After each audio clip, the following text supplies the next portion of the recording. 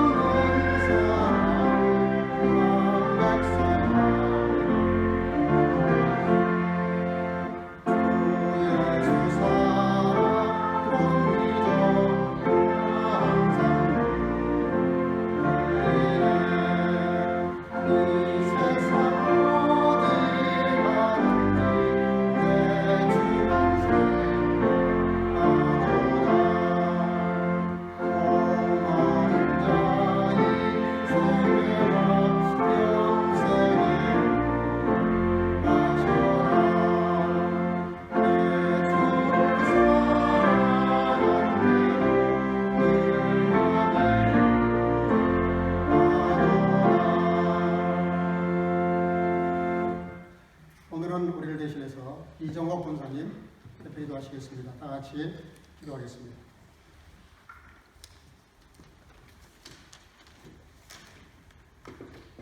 살아 역사하시는 거룩하신 하나님, 원근 각처에서 흩어져 사는 저희를 눈동자같이 지키시고 보호해 주셔서 이 시간 하나님 앞에 나와 함께 예배할 수 있도록 인도해 주신 은혜를 감사드립니다.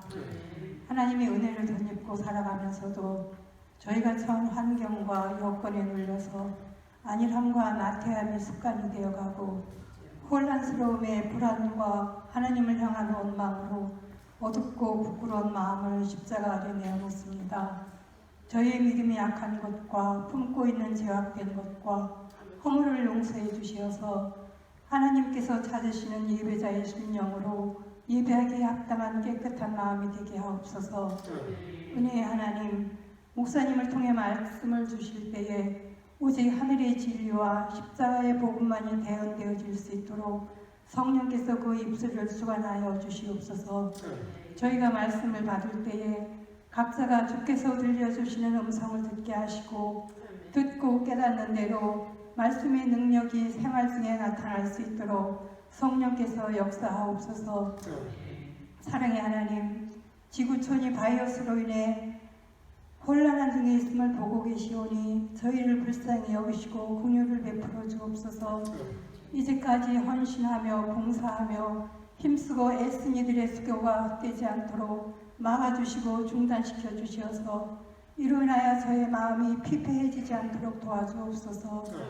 특별히 한국 땅을 불쌍히 여겨주시어서 나라를 위해 기도하는 주의 백성들의 기도를 들어주시고 무엇보다도 주께서 세우신 교회들이 하나님께 돌아서는 교회가 되어 교회의 본질이 회복되어지는 은혜를 베풀어 주시옵소서. 살아 역사하시는 하나님, 땅끝까지 나아가 충성하는 선교사님들을 지치지 않게 강한 팔로 붙잡아 주시고 날마다 새롭게 하시는 은혜를 덧입혀 주옵소서. 오늘도 올려드려지는 이 땅의 모든 예배를 통해서 하나님의 높으신 이름만이 영광 받으시기를 간절히 바라며 예수님 이름으로 기도합니다. 아멘.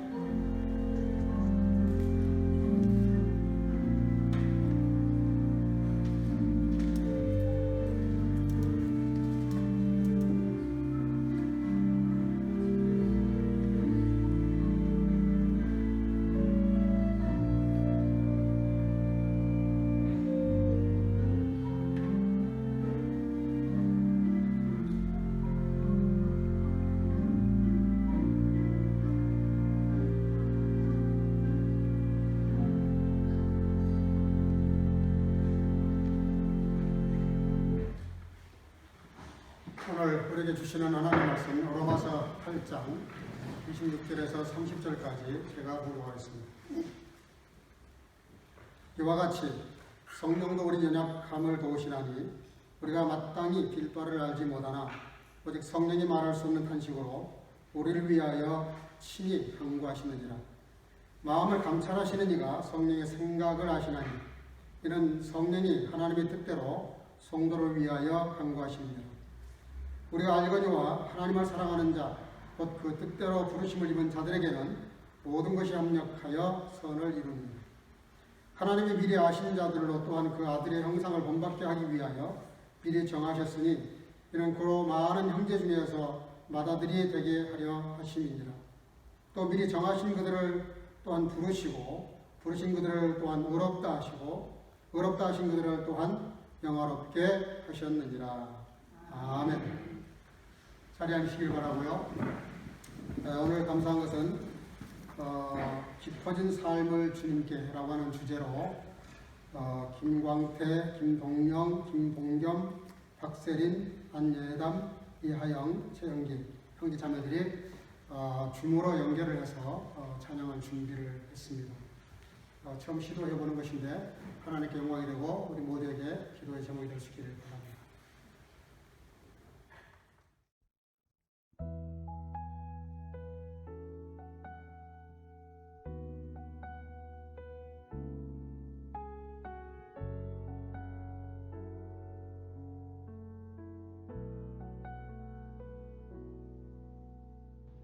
은혜로 날 보듬으시고 사랑으로 품어주셔도 내 마음 한 자락도 지키지 못하는 이 모습 부끄럽습니다.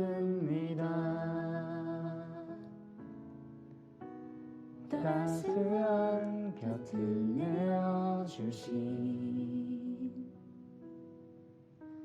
주님 앞에 나아갑니다. 표현 못할 긍휼로 나를 붙드시는 주 이름만 바라봅니다.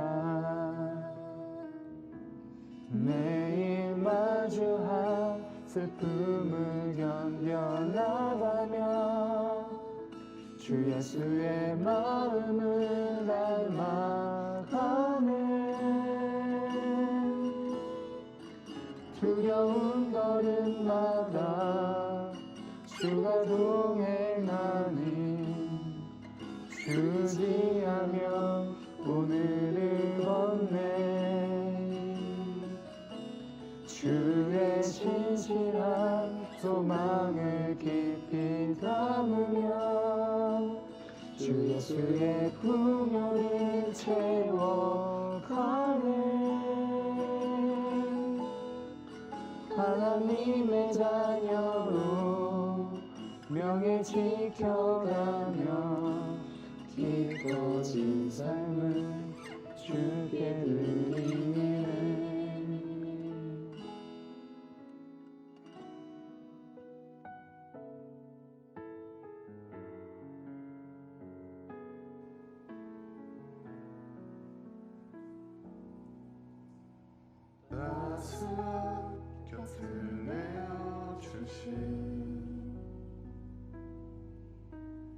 주님 앞에 나아갑니다.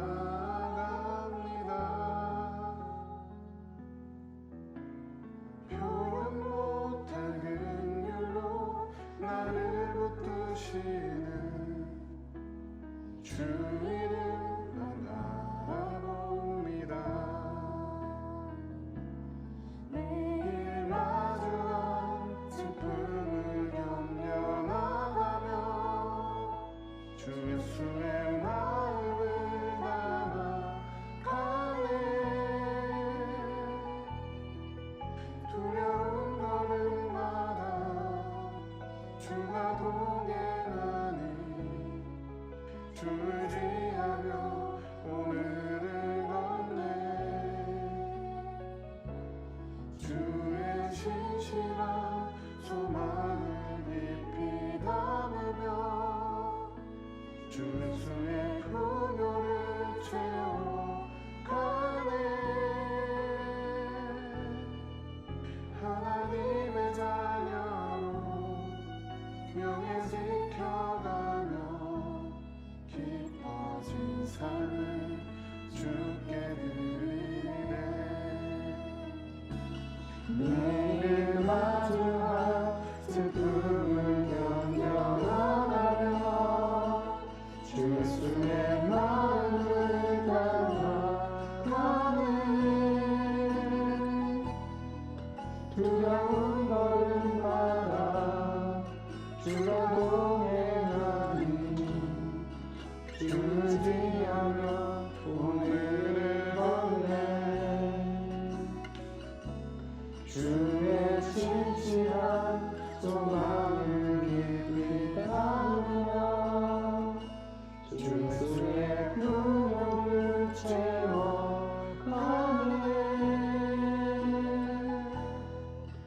하나님의 자녀로 명예 지켜가며 기뻐진 삶을 주께 드리네. 하나님의 자녀로 명예 지켜가며 기뻐진 삶을 주께 드리네.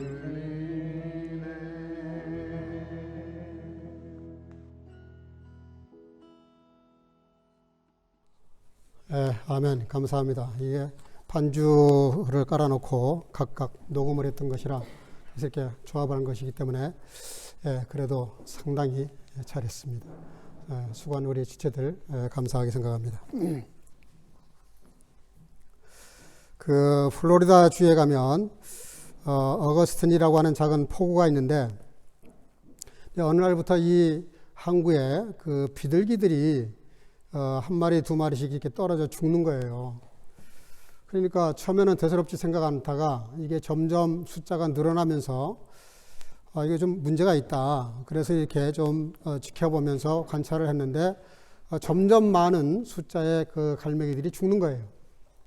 그래서 이제 이게 혹시라도 무슨 역병이 도는가 아니면 무슨 사고가 있는가 그래서 역학조사를 좀 해봤더니 이 항구가 거기에 이제 그 새우잡이나 물고기 잡이를 나갔다가 배들에 들어오면 그물을 이렇게 이제 정리하면서 거기서 떨어지는 고기를 먹고 갈매기들이 살았던 거죠.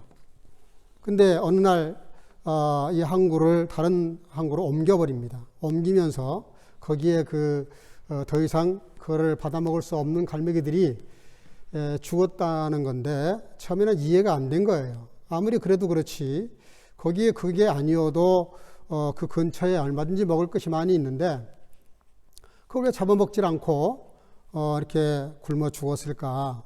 근데 이게 이 항구가 작지만 굉장히 오래된 곳이라 그래요.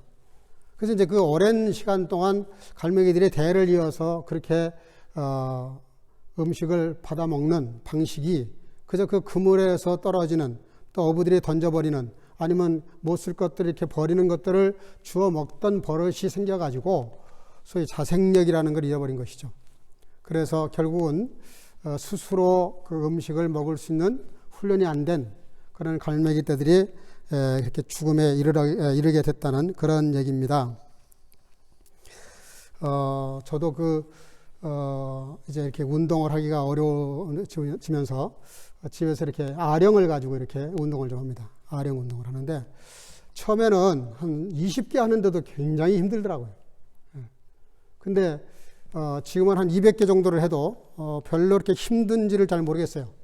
한 200개 정도를 걷더니 이렇게 합니다. 나이 들수록 이제 근육을 잃어가니까 근육을 보존하기 위해서 방법을 찾다가 걷는 거나 아령하는 것이 제일 좋겠다. 그래서 이제 아령을 좀 해보는데 처음에는 굉장히 힘들었어요.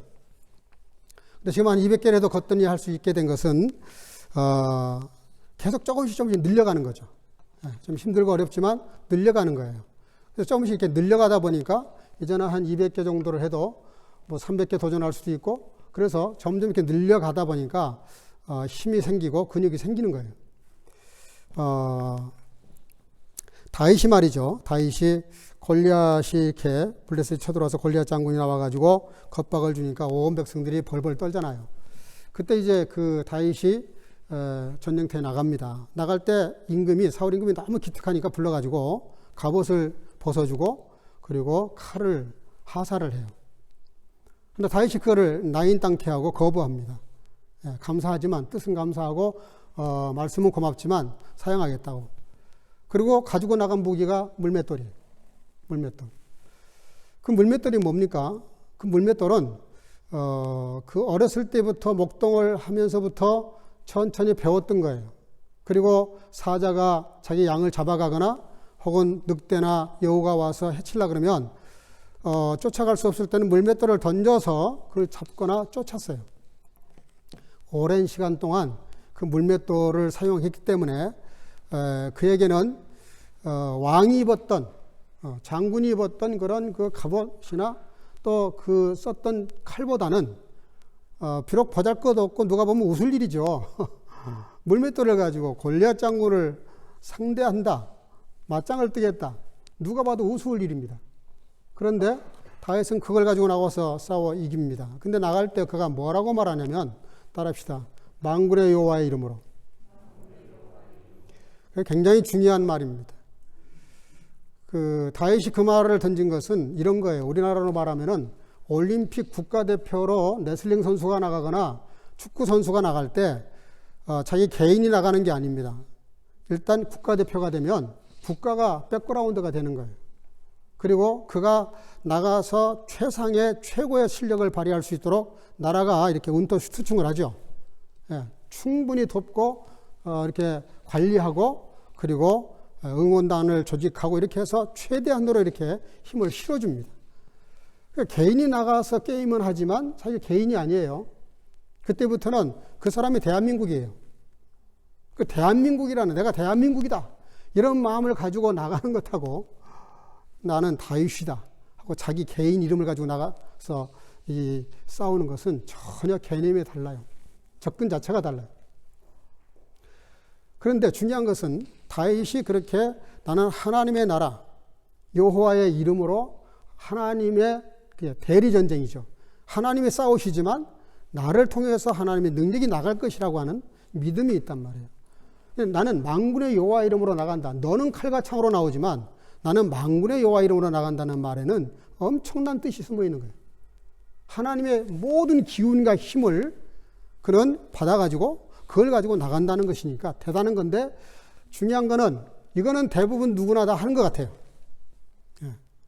왜냐하면 저는 이렇게 가끔 우리 목사님들끼리 만나면 그런 얘기를 많이 했었어요. 우리 대한민국의 기도의 영역과 독일의 삶의 영역, 그게 이렇게 합쳐지면, 그게 합력해지면 엄청난 힘을 발휘할 것 같다. 근데 삶은 있는데 기도가 없는 독일, 기도는 많은데 삶이 없는 한국 교회, 굉장히 아쉬운 부분이에요. 만군의 여호와의 이름으로 나가는 것도 중요하지만 그걸 뒷받칠 만한 게 뭡니까? 비록 보잘것없지만 자기가 어렸을 때부터 갈고 닦은 이 물맷돌을 던지는 실력이에요. 저와 여러분들이 오늘 좀 깊이 반성하고 새겨야 될 그 영적 메시지가 뭐냐면 기도도 세게 해야 됩니다. 근데 기도만 하고 끝나요. 대부분 기도만 하고 끝나는 것 같습니다. 삶이 없어요. 소위 물맷돌이 없다 이 말입니다.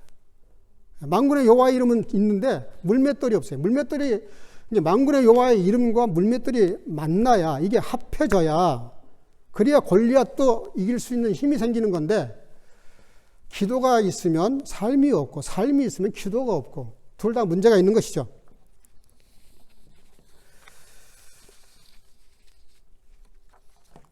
너무나 잘 아는 여호수아와 모세와 여호수아, 그 출애굽을 해서 이제 가나안 땅에 가는 길목에 아말렉이라고 하는 지역을 통과하게 됐는데, 땅을 통과하도록 허락하지 않으니까 할 수 없이 통과를 합니다. 하는데 이 아말렉 군대들이 뒤를 쫓아와요.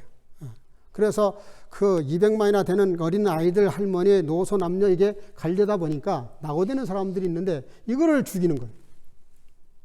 그러니 진행하기가 어렵잖아요. 어쩔 수 없이 전쟁할 수밖에 없었어요. 먼저 침략한 것이 아니라 걸어오니까 어쩔 수 없이 응대할 수밖에 없었는데, 그때 모세가 잘 아시는 대로 산에 올라가서 기도하죠. 그리고 여호수아는 나가서 피 터지게 싸움을 합니다. 근데 중요한 것은 모세의 기도가 손이 내려가면 여호수아가 전쟁이 이게 전술이 약화가 되고, 그리고 모세의 손이 올라가면 이상하게 전투가 잘 되는 거예요. 그러니까 이 전쟁을 가만히 보면 분명히 모세의 기도가 전쟁을 좌우하고 있어요.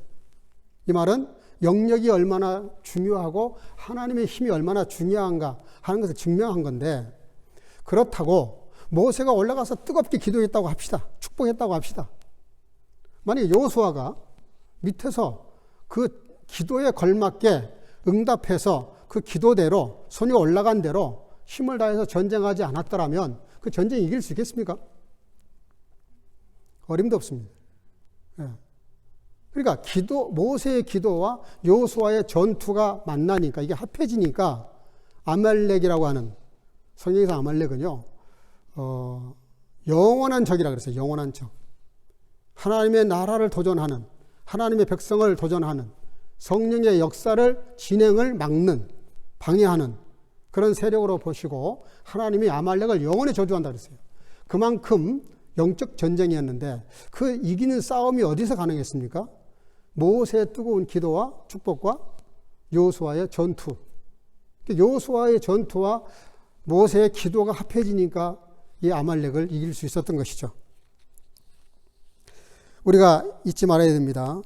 기도와 삶이 조화를 이루지 못하면, 이게 합해지지 못하면, 이게 협력을 못하면 아무짝에도 쓸모가 없어요. 문제가 있어요. 그거는 문제가 있는 겁니다. 아무리 기도를 오래 해도, 뜨겁게 해도 아무 효력이 없습니다. 하나님은 역사하시지 않으세요. 그래야 될 때가 있어요. 물론 사람이 어떻게 할 수 없는 불가항력적 상황이 떨어지면 하나님이 특별 역사를 하십니다. 그러나 그렇지 않고 사람이 뭔가 할 수 있는 상황인데 기도만 하고 아무것도 움직이지 않았다, 하나님이 역사하시지 않죠.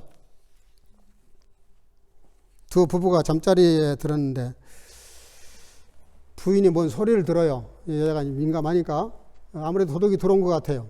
남편을 툭 깨워요. 근데 실은 남편도 듣고 있었어요. 근데 남편이 겁이 나니까 못 들은 척하고 있었던 건데, 부인이 남편에게 이야기하면서 여보, 이 뭔가 해야 되지 않겠냐고. 그러니까 남편이 뭐라 그러냐면은 집에 돌아오기만 해봐라.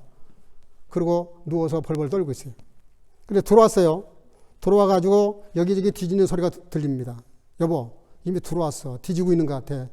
그러니까 이 남편이 하는 말이 안방까지 들어오기만 해봐라, 이러는 거예요.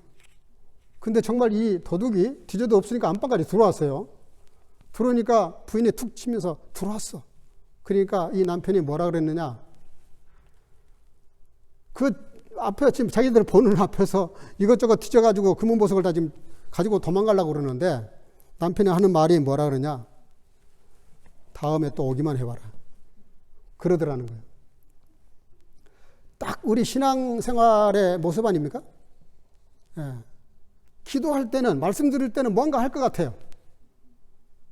근데 삶의 실전에 들어가면 이렇게만 돼봐라, 저렇게만 돼봐라, 이렇게 되면 저렇게 되면 자꾸 핑계를 하고 합리화하고, 그리고 자꾸 내일로 미뤄요.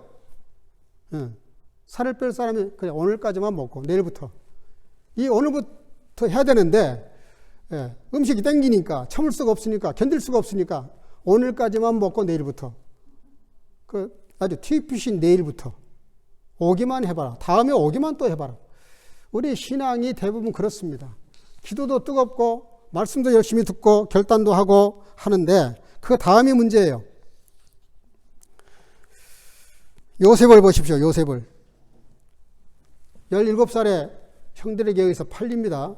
아직 청소년이에요. 성인이 안 된 상태예요. 팔려요. 그리고 13년 동안 이런저런 고생을 많이 하다가 30세가 돼서 이집트의 총리가 됩니다. 그리고 7년 대풍년이 들었고 흉년이 들어서 2년째 됐을 때 형들이 견디다 못해가지고 곡식을 구하러 이집트까지 옵니다. 그때 요셉이 총리인지를 모르고 총리 앞에 감히 얼굴을 들지 못하고 양식을 구하니까 요셉의 형들을 보고 얼마나 마음이 격했겠어요. 신분을 밝힙니다. 그때 그 형들이 넙죽 엎드려서 동아우에게 용서를 구하죠. 여러분들, 그때 요셉의 한 말이 중요합니다. 당신들이 나를 팔았으므로 근심하지 마소서, 한탄하지 마소서. 하나님의 생명을 구원하시려고 나를 당신들 앞서서 보내셨나이다. 창세기 50장 20절에는 당신들은 나를 헤아려 하였으나 하나님은 그것을 따릅시다. 선으로 바꾸사 오늘과 같이 많은 백성의 생명을 구원하게 하게 하려 하셨나니 그렇게 말을 해요. 여러분, 요셉이 17살의 형님들에 의해서 팔립니다. 그리고 그를 샀던 팔레스타인 사람들, 이스마엘 자손들이 다시 또 되팔아요. 보디발의 집에. 요셉은 팔린 인생을 삽니다. 팔렸다는 게 뭡니까? 자기 주권과 자유를 박탈당했다는 거예요. 어쩔 수 없이 누군가의 힘에 의해서 움직일 수밖에 없고 살 수밖에 없는 인생이 된 거예요. 우리는 이렇게 되면 끝난 겁니다. 생각해봐요. 내 의지, 내 자유, 내가 뭔가를 펼칠 수 있는 이게 다 무너졌고 손발이 다 잘려나갔는데 포로 신분이 됐는데 무슨 꿈을 이루겠어요? 절망이죠. 그것도 이상한 범죄를 뒤집어씌워가지고 감옥에 떨어졌으니까 인생 완전히 끝난 겁니다. 재기는 불가능해요. 근데 그 요셉이 이집트의 총리가 됐고 형들이 와서 정말로 그 앞에 무릎을 꿇습니다. 절을 해요. 이 장면이 뭐죠? 요셉이 어렸을 때 하나님이 주신 꿈이었어요. 12 볏집단들이 일어나가지고 자기랑 해서 이게 절을 하는. 그게 도대체 뭘 의미하는지 요셉도 몰라요. 근데 그런 꿈을 꿨어요. 근데 그 꿈이 39살에 이루어집니다. 39살에. 그러면 요셉의 그 13년에다 7년이다 2년이니까 거의 한 1년 만에, 팔린 다음에 21년 만에 그 꿈이 이루어졌는데,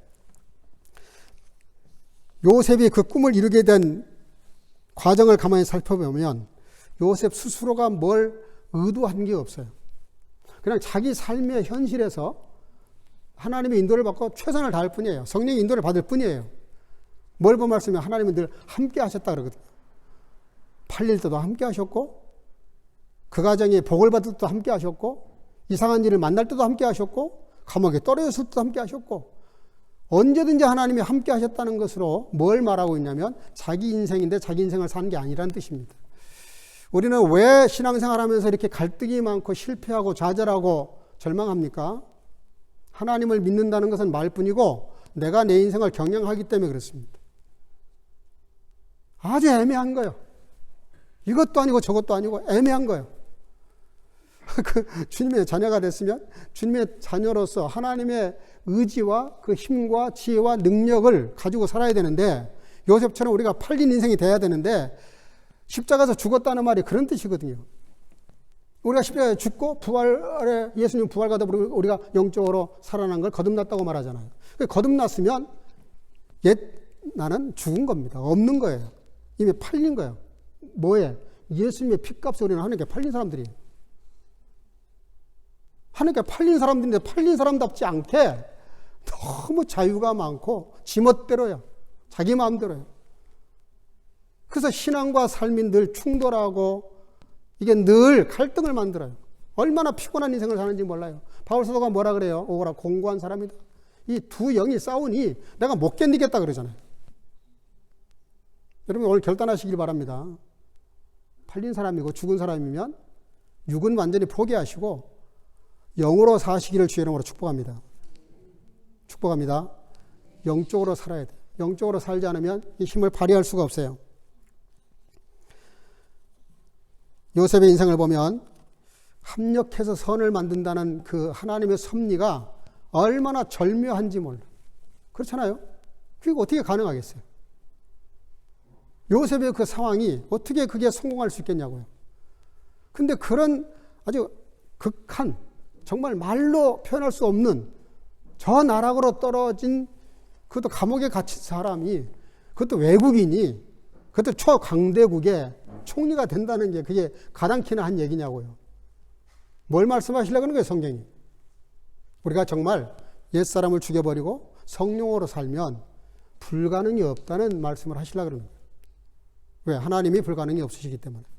그걸 누가 늘 제안을 하고 누가 그 힘을 뺍니까? 나예요. 내 스스로가 그래요.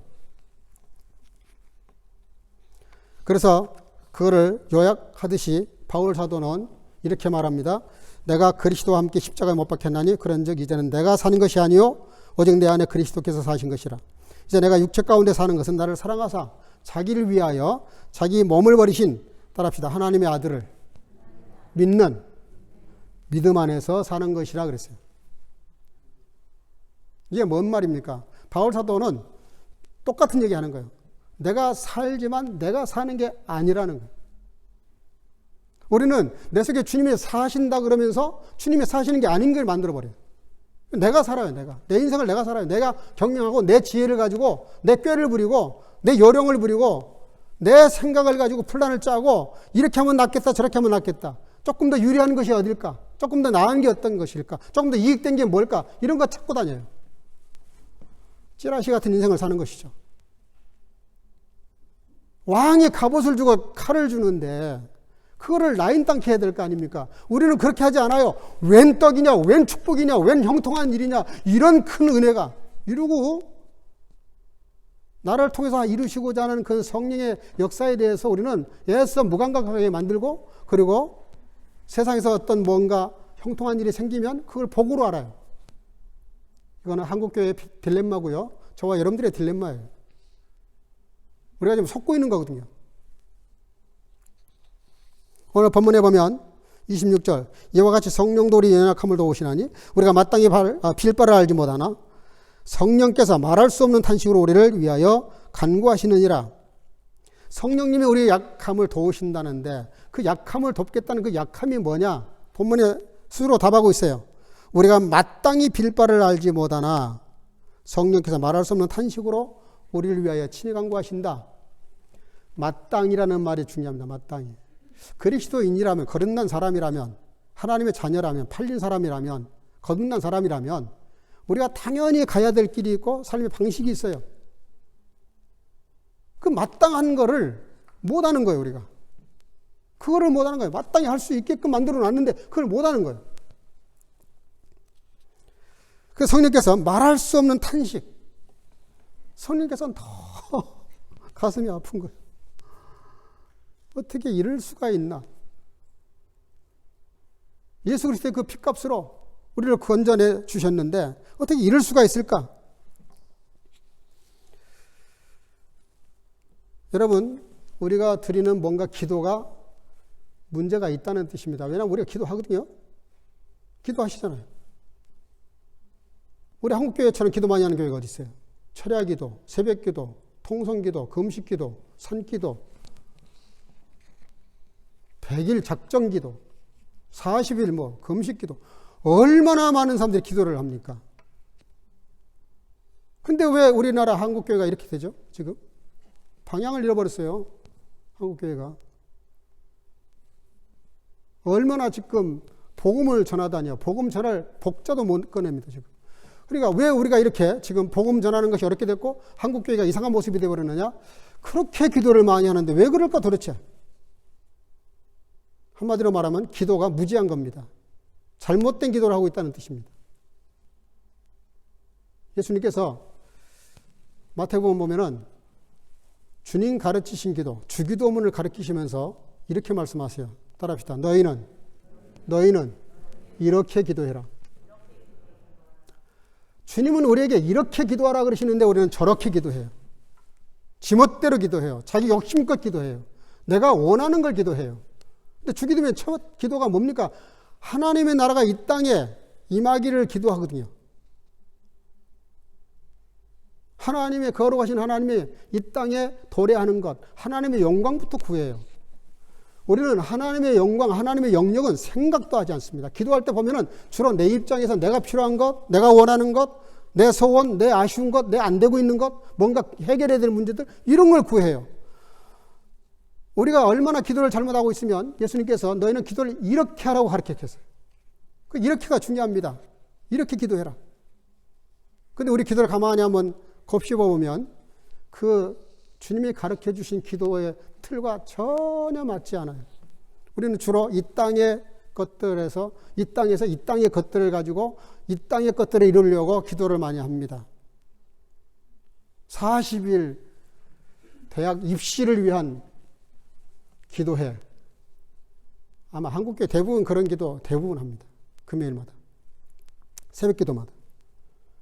우리가 예수를 믿고 그 엄청난 보혈의 은혜와 능력으로 구원받은 저와 여러분들이 40일 동안이나 매달려서 몸을 괴롭혀가면서 금식하면서 대학 입학하기 위해서 기도하는 게 물론 맞습니다. 그런 것도 기도하라고 하셨으니까. 근데 그게 그렇게까지 가치 있는 걸까요? 차라리 40일 동안 공부하는 게 낫지 않을까요? 도시에 가서?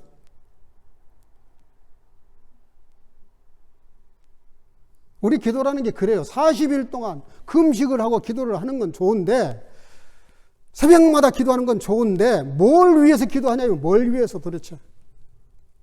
한국교회가 그렇게 많은 기도를 해서 부흥을 일으켰어요. 부흥이 중요합니까? 물론 중요합니다. 그거 아무나 못해요. 부흥보다 더 중요한 게 있다니까요. 하나님의 나라가 더 중요합니다. 하나님의 나라가. 하나님과 우리와의 관계가 중요하고 그 관계 속에서 우리가 어떻게 하나님의 나라의 것들을 내게 임재하고 이 땅에 도래하게 해서 내가 그 하나님의 나라를 품고 내가 하나님의 나라가 되어서 내가 만군의 여호와 이름으로 나간다는 다윗의 그런 심정을 가지고 어떻게 하나님의 뜻을 펼칠 것이냐, 이런 걸 붙잡고 40일 기도하면 가치가 있죠. 세상이 달라지겠죠. 내가 바꾸려고 하지 않아도. 근데 교회마저도 무슨 정치니 오른쪽이니 왼쪽이니 이런 소리 해가면서 세속 정치에 관여를 하려고 그래요. 정말 세속 정치에 관여하고 싶으면 손 떼야 됩니다. 접근 자체가 잘못됐어요.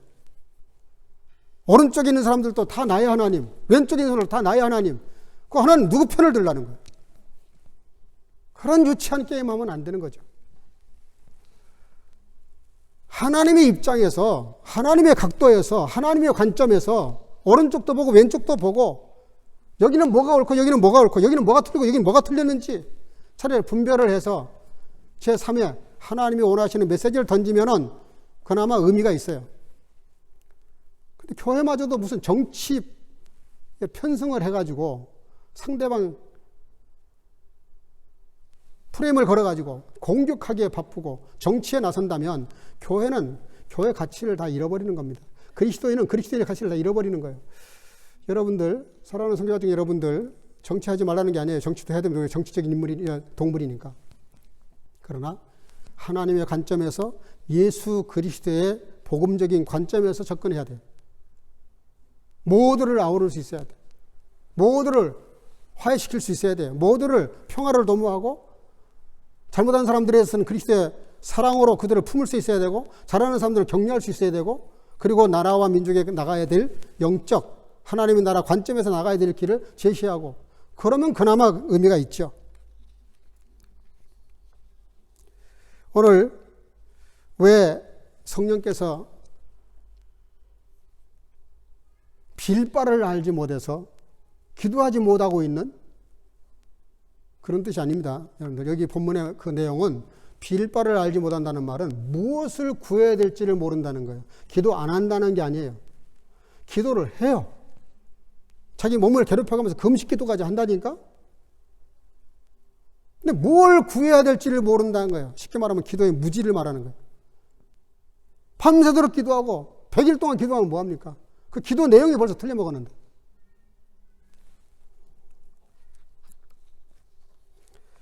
엘리야 시절에 열왕기상 18장에 보면 아합이 엘리야를 만나러 가다가 엘리야를 보니까 뭐라 그러냐면은 이스라엘을 괴롭게 하는 자여 너냐? 그때 엘리야가 대답해요. 내가 이스라엘을 괴롭게 한 것이 아니라 당신과 당신의 아비의 집이 괴롭게 하였으니 이는 여호와의 명령을 버렸고 당신이 바알들을 쫓았습니다. 당시에 바알 선지자 450명, 아세라 선지자 400명. 그리고 엘리야 1대 850. 그게 뭘 말하는 걸까요? 단순히 숫자를 비교하는 게 아닙니다. 850명의 선지자들과 한 명의 선지자인데 850명이 다 틀렸다는 거예요. 그들이 얼마나 많이 제사를 드리고 얼마나 많이 기도를 하고 얼마나 많이 활동을 했겠어요. 근데 이 850명이 다 틀렸다는 거예요. 자기들 딴에는 하나님의 나라 일을 한다고 하지만 그 기조에는 아세라신, 바알신에 그래가지고 온 민족을 그냥 무상으로 끌고 가버리는, 요즘 말로 말하면 세속을 구하게 만드는, 하나님의 나라 가치가 아니라 세속 가치를 구하는 이런 쪽으로 몰고 가버린 사람들이 850대, 그리고 제대로 하나님의 뜻을 헤아려서 구하고 설교하고 복음 전하고 하나님의 나라를 제시하는 선지자가 엘리야 하나밖에 없었다, 그런 뜻입니다. 그러니까 그만큼 잘못되어 버렸다는 거예요. 그래서 봐요, 갈멜산에 만나가지고 기도 씨름을 하잖아요. 그들도 몸을 상해가면서 기도했어요. 하나님이 응답하시지 않은 이유가 뭡니까? 엘리야는 혼자지만 기도하신 이유가 뭡니까? 잘못됐다는 거죠. 850명이. 우리는 많은 숫자, 큰 거, 유명한 거, 대단한 거 좋아해요. 저도 좋아합니다, 실은. 근데 그게 함정이에요, 사실은. 함정입니다. 나 홀로라도 그냥 복음에 입각해서, 말씀에 입각해서, 예, 굳굳하게 가는 거죠. 여러분들, 속지 마십시오. 신념과 신앙은 비슷하지만 전혀 다른 개념이에요. 신념이 뭡니까? 나로부터 출발하는 겁니다. 신념. 뜻을 세우고 신념을 가진 사람들이 있어요. 소위 사상범이라고도 하죠. 그래요. 신앙은 나와 상관이 없는 거예요. 신앙은 하나님을 신뢰하고 그분에게서 모든 것을 캐치하는 거예요. 그분에게서 모든 것을 받아내는 거예요. 그분으로부터 출발하는 거예요. 주기도문하고 똑같아요. 제가 오래전에 설교했지만 베데스다 목가에 38년 된 환자가 있었죠. 38년 동안 뭐라고 말을 하고 있었냐면은 예수님이 38년 만에 찾아오셨어요. 네가 낫고자 하느냐 그랬더니 예, 할렐루야, 낫기를 원합니다. 이러면 끝나는 얘기인데 뭐라고 말을 하냐면 물이 동할 때 나를 저 물에다가 넣어줄 사람이 없나이다. 베데스다 목가를 상징한 것 같아요. 아니, 이 물에 들어가는 이유가 어쩌다가 한번 물에 먼저 들어간 사람이 병이 낫는다는 그런 속설이 있어요. 미신이에요. 근데 그 속설을 믿고 38년 동안이나 그 베데스다 목가에 앉아서 자기를 못에다 누군가가 넣어줄 날을 기다리다 보니까 저 물에 들어가는 목적이 뭐냐면 자기 병이 낫기를 원하는 거였거든요. 근데 38년 하다 보니까 어떻게 돼버렸냐면 자기가 낫는 게 목적인데요. 들어가는 건 수단이고요. 수단과 목적이 뒤집어져 버려요. 들어가는 것이 목적이 됐어요. 어느 정도냐? 예수님이 낫고자 하느냐? 예! 그러면 끝나잖아요. 근데 얼마나 그것이 습관이 되어버렸냐면은 나를 저기 넣어줄 사람이 없다고 원망하고 있어요. 누가 누구를 넣어줘요? 다 환자인데. 무슨 얘기예요? 의지할 것이 없는 인생을 의지하고 바라볼 것도 없는 세상을 바라보고 기대할 것도 없는 그런 인간적인 것들을 기대하고 그걸 38년 동안 했다는 뜻이에요. 여러분, 기가 막히죠? 어떻게 그럴 수가 있을까? 근데 성경은 그게 사실이라고 말합니다. 우리 인간의 실존, 현 주소를 고발하는 거예요. 우리가 얼마나 어리석게 살아가고 있는지.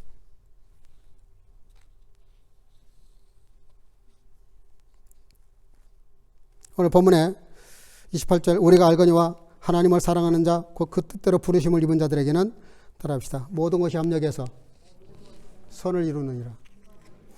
여기 중요한 것은 모든 것이 합력한다는 말이 중요해요. 기도와 삶이 만나야 돼요. 만군의 여호와의 이름과 물맷돌이 만나야 된다고요.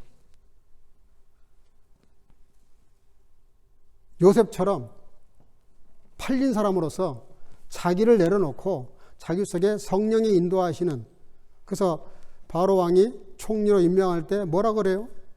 이처럼 성령이 충만한 사람을 우리가 어디서 찾을 수 있겠느냐? 우리는 세상이 너무 충만해요. 욕심이 너무 충만해요. 너무 인간적인 것이 충만해요. 너무 습관이, 안 좋은 세상적인 습관이 충만해요. 이거를 털어내고, 이거를 다 깔끔히 털어내고, 성령의 사람이 됐을 때 성령이 탄식하시면서 내가 너 대신 강구해 주마, 이렇게 말씀하십니다. 생각해 보세요. 우리가 기도하는 사람들인데 소위, 그러면 나는 기도하지 말고 뭐 하라는 겁니까? 성령님이 대신 기도해 주신다니까. 이게 뭔 뜻이에요? 얼른 생각하면은 나는 가만히 있고 성령님이 내 대신 기도하신다, 이렇게 이해하기 쉬운데 그런 뜻이 아닙니다. 성령님이 대신 기도하신다는 말은 이런 거예요. 내가 거듭나서 내 속에 성령 충만해지면 내 속에 계신 성령께서 내 안에서 기도하게끔 내 입술을 열어주신다는 뜻입니다. 쉽게 말하면 기도를 제대로 깨닫게 하시고 기도의 목적을 알게 하시고 뭘 구해야 될지를 알게 하시는 일을 성령님이 하시겠단 말이죠. 그래서 우리가 성령 받아야 되는 거예요. 성령이 언제 역사합니까? 말씀, 하나님 말씀을 읽고, 여름에 그렇게 강조했어요. 성경을 좀 많이 읽으시라고. 성경을 읽고 말씀에 이렇게 취해서 그 말씀이 내 이성과 내 생각과 내 모든 사고를 점령하게 되면 그게 바로 성령 충만이에요. 성령님은 항상 말씀과 더불어 역사하셨거든요. 그래서 무슨 생각을 해도 말씀이 떠올라요. 말씀이 자꾸 나를 지시해요. 말씀이 나를 자꾸 이렇게 붙잡으세요. 그게 성령 충만입니다. 그 말씀을 내가 어긋날 수가 없어요. 흥분하는 것하고 달라요. 감정적인 충동하고 달라요. 성령 충만은, 감정적인 충동은 그냥 내가 욱 하거나 뭔가 기분이 확 좋아서 이건데, 성령 충만은 그렇지가 않아요. 하나님 말씀이 근거가 돼가지고 그 말씀이 사로잡혀요. 그 말씀이 나로 하여금 움직이게 만들어요. 안 하면 안 되게끔 만들어요. 그게 성령의 능력이거든요.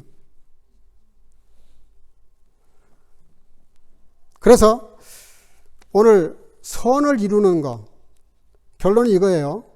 또 미리 정하신 그들을 또한 부르시고, 부르신 그들을 또한 의롭다 하시고, 의롭다 하신 그들을 또한 따라합시다. 영화롭게 하셨느니라. 우리를 부르시고 의롭다 하시고, 그리고 우리를 영화롭게 하신다. 이 영화롭게 하신다는 게 뭡니까? 내 속에 성령님이 충만하셔서 내가 구하는 것이 아니라 내 속에 성령이 구하시는 그 구하심을 따라서 구하게 되면, 그래서 그 삶이, 기도와 삶이 조화를 이루어서 합력하게 되면 우리가 하나님께 영광 돌릴 만한 삶으로 성장한다는 것이죠. 오늘 특성 제목이 참 좋았어요. 뭐 미리 짠 건 아닌데 잘 말이 들어갔어요. 우리가 좀 더 수준 높은, 심도 깊은, 하나님 말씀에 근거한 그런 기도를 하지 못하니까 성령이 너무 마음이 아프셔서 탄식하신다고 하십니다. 어떻게 너가 그런 기도를 할 수 있냐? 네가 어떻게 그럴 수가 있냐? 이런 거잖아요. 또 기도를 열심히 하는데 뭘 구하는데 지금? 뭘 기도하는 건데? 네가 구하는 게 뭔데? 제자들도 열심히 구했어요. 심지어 어머니까지 동원해가지고 예수님이 나라를 만약에 로마로부터 독립을 해서 이스라엘 독립국가가 서게 되면 내 아들을 오른쪽 왼쪽 세워달라. 예수님 뭐라 그래요? 너희들이 구하는데 너희들이 구하는 것이 뭘 의미하는지를 모르는도다 그랬어요. 우리는 세상 것을 구해요. 높아지고 출세하고 부유해지고 넉넉해지고 모든 세상에 좋은 것들이 내게 오기를 구합니다. 옳은 거예요. 맞는 거예요. 구하라고 하셨으니까. 그러나 그것부터 구하는 것은 잘못됐다 이 말입니다. 그는 사실은 엄밀히 말하면 구하지 않아도 따라오는 축복입니다. 우리가 먼저 그의 나라와 의를 구하면 따라온다고 분명히 말씀하셨어요. 근데 따라올 것들을 쫓아다니니까 정말 구할 것을 잃어버리잖아요. 정말 내가 바로잡아야 될 내 삶을 말씀으로 바로 서야 될 그 삶이 흔들리잖아요. 우리가 정말 말씀 안에서 말씀을 구하고 기도할 때 그 기도가 성령님이 내 속에 들어오셔서 나를 대신해서 내 속에서 구해 주실 때 그 성령이 인도하시는 대로 말씀을 따라 기도하면 다음이 뭡니까? 내 손과 발이 따라가 줘야 되는 거예요. 같이 민마크를 해야 된다 이 말입니다. 합력해야 된다 이 말. 합력하면 선을 이룬다는 게 뭐예요? 선. 그 여기서 말하는 선이 뭡니까? 하나님을 영화롭게 하는 게 선입니다. 윤리 도덕적인 용어가 아니에요. 근본적인 용어예요. 신앙적인 언어입니다. 하나님이 영광을 거두시도록. 그러면 우리는 어떻게 됩니까? 하나님이 도대체 내 삶을 통해서 영광을 받으실 정도면 내 삶은 도대체 어느 정도예요? 아브라함에게 말씀하셨어요. 너는 복의 뿌리가 될 것이다. 너로 인해서 많은 민족이 복을 받을 것이다. 그게 진짜 복을 받은 사람의 모습입니다. 뭐예요? 너를 통해서 민족이 복을 받는다. 너를 통해서 교회가 복을 받는다. 너를 통해서 교수가, 학교가, 너를 통해서 이웃이 복을 받는다. 이게 무슨 뜻입니까? 도대체 내가 얼만큼 잘 살아야 되는 거예요? 내가 얼만큼 넉넉해야 되는 거예요? 내가 얼만큼 부유해야 되는 거예요? 아니, 사람들이 내 덕을 보게 만들려고 그러면 내가 도대체 얼마나 많은 걸 소유해야 되는 겁니까? 그렇잖아요? 우리는 우리 교회 나오면 우리 교회 덕 보려고 그래요. 그거 자연스러운 겁니다, 물론. 근데요, 성경은 거꾸로 말해요. 네가 이 교회 나왔으면 너가 잘해서 교회가 덕복에 만드는 거, 그게 복이라는 거예요. 그게 복의 뿌리라는 거예요. 그게 복의 출발이라는 거예요. 여러분들이 그 학교에 가면 그 학교가 복을 받아야지. 내가 오래전에 한인회 갔더니요, 회의를 하는데 너무 가슴이 아프더라고요. 그 오랜 시간 동안 내내 토론하는 내용이 뭔지 아세요? 어떻게 하면 베를린 시로부터 우리 회라인이 보조를 많이 받을 수 있을까? 이거 가지고 싸우고 앉아 있더라고요. 내가 목사로서는 제가 혼자였으니까 참다 못해가지고 마지막 끝에 한마디 하라 그랬어요. 했어요. 하라니까. 여러분 정말 훌륭하시고 지혜를 모으시는데 대단하시다고. 의견 개진이 잘 되고 있는 것 같다고. 근데 조금 한번 다시 생각할 부분이 있지 않겠냐고. 뭐냐 그래서. 아니 우리가 이 베를린 한인회가 지금 5천이 넘는데 이 정도면 한인 단체가 꽤 큰 건데 우리가 뭔가를 해서 베를린 시에다가 기여할 수 있는 그런 각도에서 접근해야 되지 않겠냐. 그리고 언제까지 베를린 시로부터 보조금 받아내는 것에 목을 맬 거냐. 우리 교회도 페라인이 되어 있습니다. 우리 교회가 하는 행사에 보고를 해가지고 정부로부터 보조금을 받으려면 받을 수도 있어요. 근데 하지 않습니다. 왜냐? 우리가 지금 세금 줄익 신청 받는 것조차도 어쩔 때는 어떤 성도는 그러더라고요. 그게 신앙적으로 맞아요라고 질문하더라고요. 제가 굉장히 마음으로 탐복을 했어요. 우리가 하나님께 이미 드려버렸는데 그걸 세금으로 다시 줄익받는다는 게 조금 찝찝하다는 거죠. 그러나 그것이 불법이 아니고 합법이니까 그것도 잘못된 것이 아닙니다.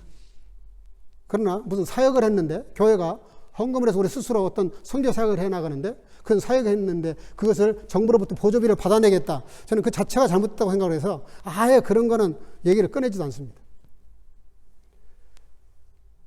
결론입니다. 합력해서 선을 만든다는 게 도대체 뭡니까?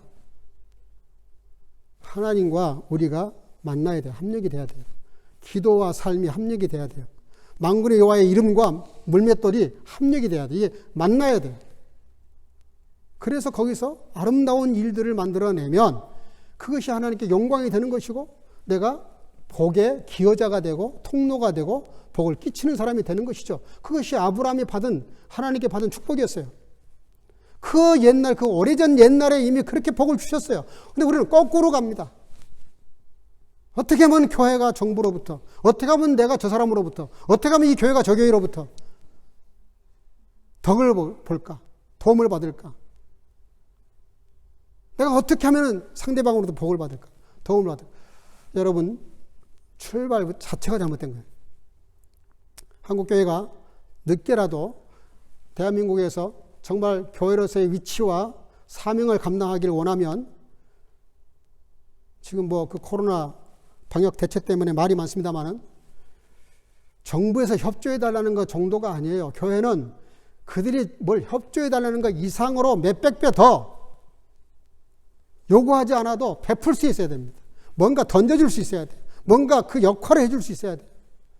그 로마 시대 때 그 흑사병 때도 그랬지만 로마 시대 때 그 전염병이 돌았을 때도 교회가 아무도 하지 않는 그 시신들을 몰래 다 갖다가 치워서 묻어주고 남들이 모르는 그런 봉사를 하고 그것이 나중에 드러나서 기독교 국가가 되잖아요.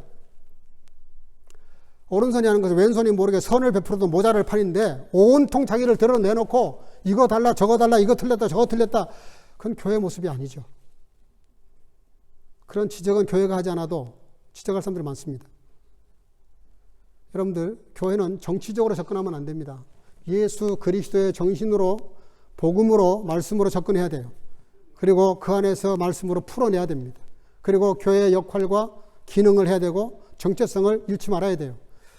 오늘 이 말씀 가운데 모든 것이 합력해서 선을 이루시는 그 선을 이루기 위해서 성령님께서 탄식하시는 그 모습을 이 한 주간 좀 묵상했으면 좋겠어요. 도대체 하나님 성령님의 나를 놓고 뭘 탄식하고 계실까요?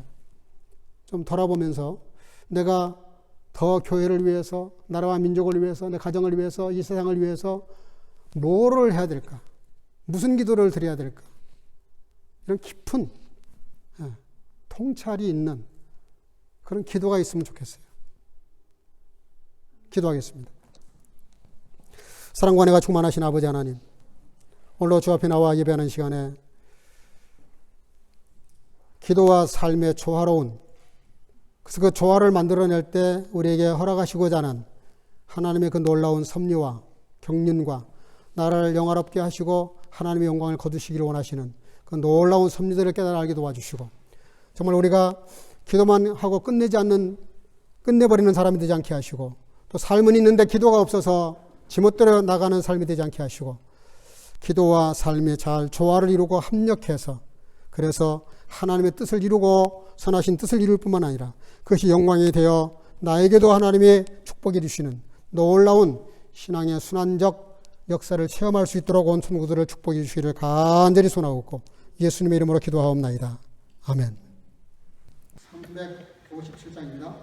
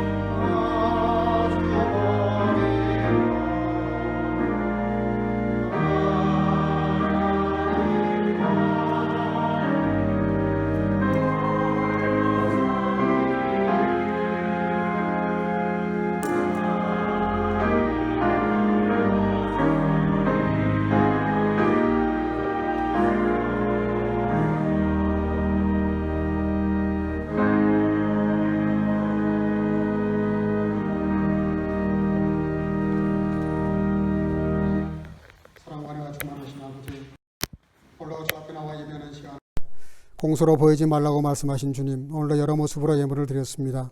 열에 하나 드리는 성도들 말씀이 약속하신 대로 꼭 축복해 주셔서 저희의 그 영이 먼저 잘되게 하시고 그 삶이 잘되게 하시고 약속하신 대로 흔들고 누르고 또 흔들어 채우시는 복으로 채우시되 영과 육으로 충만하게 채워주시고 또 신앙의 끝이 감사라고 하셨는데 감사하는 성도들에게 하나님 언제나 더 큰 감사의 문을 열어주셔서 저들의 삶이 주 안에서 늘 형통하고 감사하며 더 큰 감사가 열어질 수 있도록 그 마음의 행복을 허락하시기를 간절히 소원하고 또 선교와 구제를 위해서 예물을 드리는 성도들 또 코스트를 위해서 예물을 드리는 성도들 함께 하셔서 이 헌금이 가닿는 곳에 놀라운 영혼 구원의 역사가 일어나게 도와주시고 유럽체 복음화의 놀라운 역사를 이뤄나가는데 크게 기여할 수 있도록 역사하시며 오병이어로 역사하시되 예물을 드리는 성도들에게 하늘의 별처럼 빛나는 복으로 축복하시고 채우시기를 간절히 소원하고 주는금을 드리는 어린 생명들 함께 하셔서 그 믿음으로 잘 자라서 교회의 일꾼 되고 기둥이 되게 하시고 또한 하나님의 나라에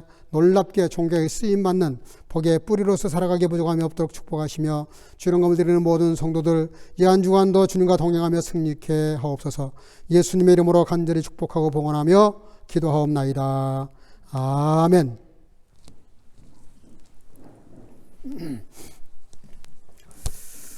네, 몇 가지 안내 말씀을 좀 드리겠습니다. 다음 주일은 이달 마지막 주일로 존머 차이트 엔데 그리고 필터 차이트가 시작되는 주일입니다. 그래서 요즘은 시계가 뭐 자동으로 다 바뀌어지는 걸로 알아요. 근데 그게 안 돼 있는 분들은 토요일 날 주무시기 전에 1시간 뒤로 이렇게 돌리시기 바랍니다. 예를 들어서 12시면 11시로 돌려놓고 주무시기를 바라고 자동으로 이렇게 음슈텔령이 되는 분들은 그럴 필요가 없으리라고 생각이 됩니다. 그래서 다음 주에 예배 시간 혼돈이 없기를 바라고요. 지금 정말 초비상인 것 같습니다. 뭐 이태리도 통제 불능이고 스페인 불란서, 독일도 지금 어제 확진자가 7,000명이 넘었어요. 7,010명이가 그렇던데 베를린도 약 500명인데요. 이 정도면은 한국어로 말하면은 지금 사실 다 셧다운 시켜야 될 그런 상황입니다. 그런데 유럽은 지금 그럴 수가 없는 게 경제적인 것이 걸려있기 때문에 그러지 못하고 있는 것 같습니다. 어쨌든 대단히 좀 위험한 상황인 것 같아요. 각자가 조심하는 수밖에 없는 것 같습니다. 그래서 사실은 제 심정으로는 금요기도에도 모였으면 좋겠고 수요예배도 모였으면 좋겠어요.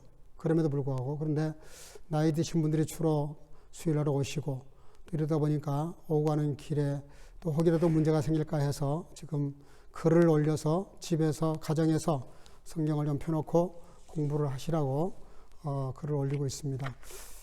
선교 가족이라면 꼭 한 번은 읽어보셔야 됩니다.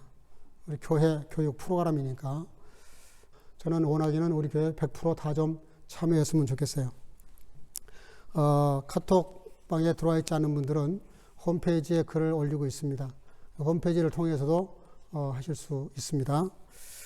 한 사람이라도 우리 교회에서 확진자가 만약에 나오게 되면 2주간 예배를 드릴 수가 없습니다. 그런 불상사가 생기지 않도록 좀 긴장하시고 조심해 주시기를 바라고 혹 무슨 문제가 생기거나 어려운 일이 있으면 시간 구애받지 마시고 제게 연락을 주시기를 바랍니다. Wir wissen aber, dass denen, die Gott lieben, alle Dinge zum Besten dienen, denen, die nach dem Vorsatz berufen sind. Der Herr segne dich und behüte dich. Der Herr lasse sein Angesicht leuchten über dir und sei dir gnädig. Der Herr hebe sein Angesicht über dich und gebe dir Frieden. Die Gnade unseres Herrn Jesus Christus und die Liebe Gottes und die Gemeinschaft des Heiligen Geistes sei mit euch allen. 아멘. 우리가 알거니와 하나님을 사랑하는 자 곧 그 뜻대로 부르심을 입은 자들에게는 모든 것이 합력하여 선을 이루느니라. 여호와는 너에게 복을 주시고 너를 지키시기를 원하며 여호와는 그 얼굴로 내게로 비추사 은혜 베푸시기를 원하며 여호와는 그 얼굴로 내게로 향하여 드사 평강 주시기를 원하노라. 우리 구주 예수 그리스도의 놀라우신 은혜와 아버지 하나님의 극진하신 사랑하심과 성령님의 교통이로 충만케 하심이 오늘도 우리가 그렇게도 기도하지만 무엇을 구해야 할지 하나님의 뜻에 맞는 기도를 드리며 또 기도했다면 그 기도대로 살아갈 수 있는 삶을 살기를 마음속에 결단하고 돌아가는 사랑하는 성남 성도들 머리 위에와 그 자손들 머리 위에와 선교가정 머리 위에와 함께 예배드리는 모든 주의 지체들 머리마다 이제로부터 영원토록 함께 있을지어다. 아멘.